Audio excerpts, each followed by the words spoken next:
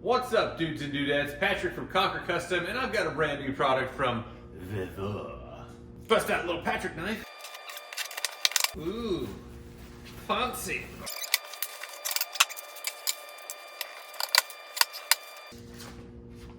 Manual.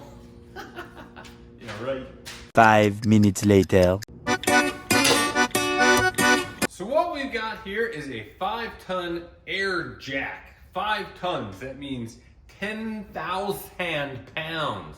That is a bit more than your average Cadillac or Corvette. Can I get this car? What comes in the box, you see here, a big old baggy air thing jack device, handle with some little, nozzles and who's it gallers and what's it nonsense on it, and then a little tool or accessory type thingies that come with it. Look at that. Even comes with the air chuck. Fancy.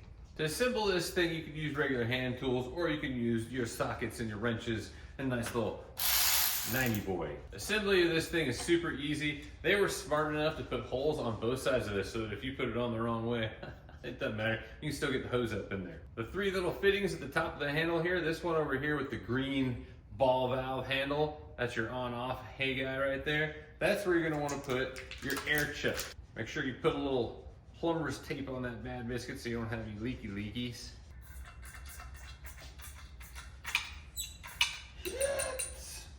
Don't over tighten. It came with these little nifty plate guys here. Pretty easy to figure out how these go.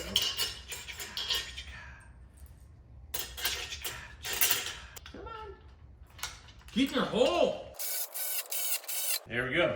Got the nuts tightened. The only thing more interesting than watching paint dry is watching a guy play with his nuts. All right, then we got this little air tubey guy. We're gonna slide that up inside of the shaft. Oh, look at that. Bam. Bigger bolt here.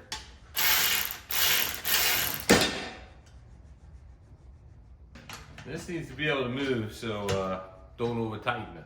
Slip that little guy over top of the tube. Pop it into place. That's a tight fit. What we got here? Nope.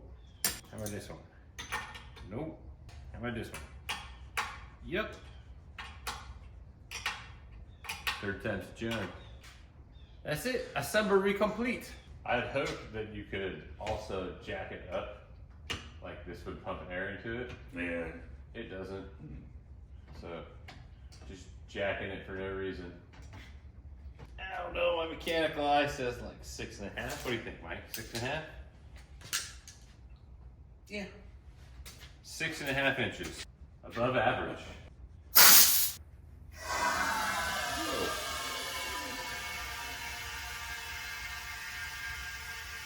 I don't know how much you're supposed to put in this thing. Like, it's still going. This is a blow-off valve. So like when it reaches too much pressure, it pops.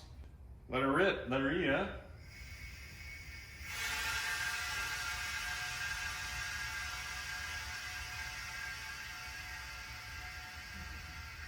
I guess it's just gonna hang out. Growing. Oh, I'd say so, 19 inches. 6.5 to 19 inches. It's definitely a grower, not a shower, huh? Little red guy in here. I imagine that's I heard if the bag stays up for more than 4 hours, you're supposed to call your doctor.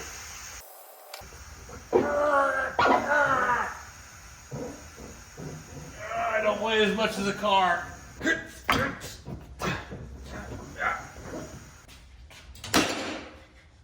So 6.5 to 19 inches. That is a pretty good amount of lift right there.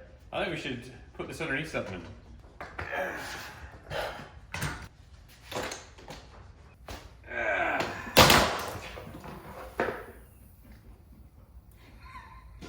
Oops. Didn't really work out like I'd hoped it would.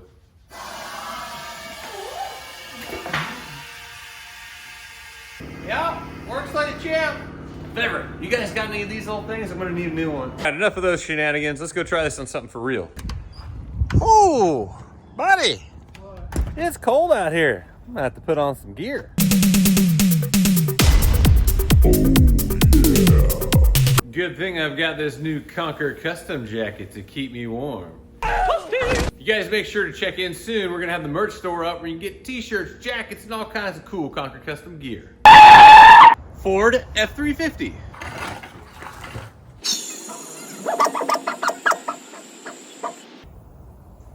Impressive.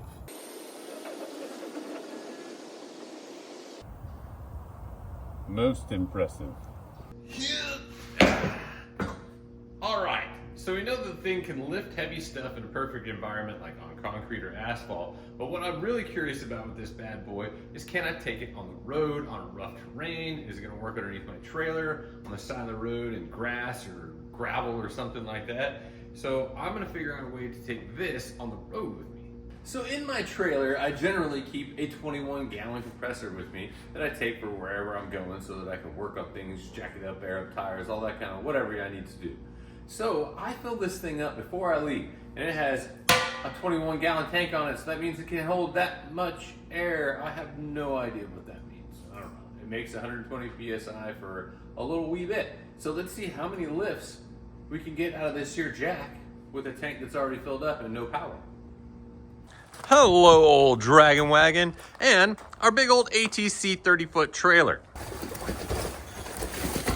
All right.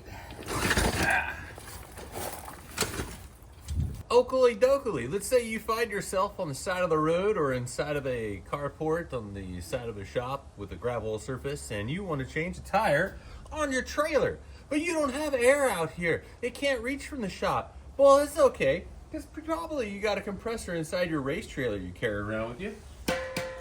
There she is. We're starting this party off at 120-ish PSI, something like that. I got this thing cranked up to 90 PSI, so when we let loose the mongoose, we'll see how many times we can get this tank to fill up the bag. Let's find out. Let her rip, Peter Chip. Boom. We are off the ground. Changing tires just that easy. Well, looks like we lost like 10 PSI or something.